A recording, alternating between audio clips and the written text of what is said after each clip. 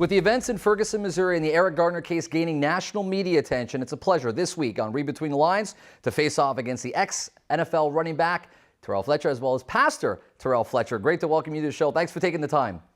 Hey, fantastic. Thanks for having me. All right, so let's call a spade here. We know that NBA players have come out. We know the NFL players have come out.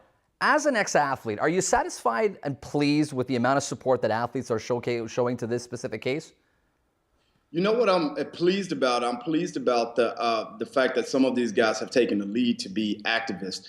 I don't necessarily think that as an athlete or because you're an athlete, you have to take a stand. But I do believe that as American citizens, men and women that have to live underneath our laws and underneath those that have power structures, that every American be involved, whether you're an athlete or whether you're on the ground in some of these areas. So, you know, I'd like to see the broader context of athletes be involved. But for now, I am satisfied. It's been a long time since we've been this active in sports. Pastor Fletcher, I want to ask you a few specific questions with regards to the NFL. We know that they've shown support.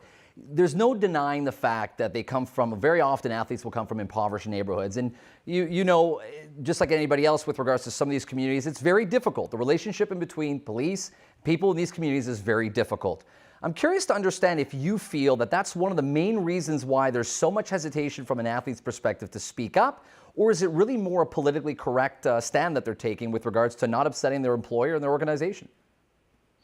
Well, one of the things that you find with African-American athletes is they have an empathy for men and women that have been downtrodden or taken advantage of by the system.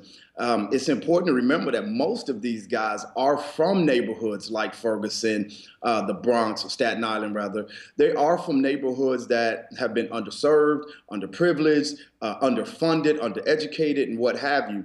So they have a sense of sympathy, or an empathy, rather, that connects them to these causes. Now, there are other athletes that have not, that their experience with law enforcement, their experience with power structures is very different. And sometimes I don't know if they really get to connect. So I would like I said, I would love to see some of these guys who weren't raised in these communities just stand on what we consider right. But at the same time, we have to give room for a sense of understanding that some of these guys are protecting their brands. Some are trying to make peace with their employers, and others may just quite simply have a different opinion about the matter. So, you know, the dialogue is important to continue to have between communities, and it's important to remember that the divide in communities exists even on professional teams. There's no denying that there's a disparity in between the African-American athletes in the NBA, NFL versus the hockey players, National Hockey League baseball, who have not stepped up. But that's also happening in football as well. You look at Peyton Manning, you look at Tom Brady, they haven't really come out and made a stand or taken a stand with regards to these issues. Are you disappointed about that, or is it something that unfortunately is just accepted? It's what we see on a regular day in and day out basis with regards to white professional athletes.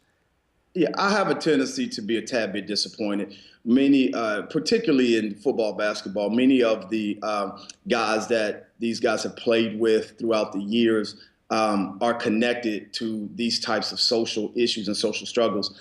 And while it's not a constant conversation in locker rooms, these types of conversations do come up in locker rooms. And what I'd love to see moving forward is that at least there be a dialogue from these high-profile athletes with other athletes in their locker room to learn about their communities, learn about how they grew up, learn about some of the injustices that they've been dealing with. So when stuff like this happens, there can be a strong and unified front.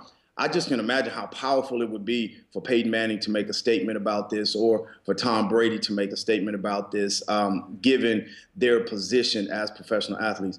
However, again, I'm trying to be fair with it. I'm sure these guys are phenomenal guys, are great guys from what I hear, but I'm trying to be fair. There is room to give them a sense of a difference of opinion. They may actually have a difference of opinion as it relates to these types of cases. You look at athletes and how much of a high pedestal they're put on. With regards to some of the people in your congregation, with regards to the church and some people you see on a week in, week out basis, what is their sentiment? How do they feel about athletes? Do they feel that African-American athletes are doing enough to get the word out and be able to bring attention to this very, very important social issue? Yeah, interesting. It's a generational thing, Adam. I'll tell you what, there is an older generation in our community that feels like our athletes haven't done enough over the years. And then there's the newer generation, this millennialists that feel that this is a major step forward. They're excited about their athletes speaking out.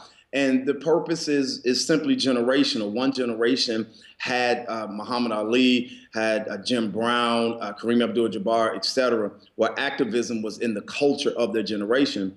And our current generation and our future generation, they have not had that as a lineage. So it's somewhat of a mixed bag of emotions. But I'll tell you what, this is exciting for me. It's exciting to see these guys use their name, use their celebrity, use their energy, and to some degree put something on the line so that humanity can move forward. I'm super proud of LeBron and Kobe and the host of athletes across America that have stood at least for justice. We have 20 seconds left. Before I let you go, I want to finish on a positive note. You talked about how excited you are. What is your hope with regards to bridging sport and some of the social issues that we're dealing with right now?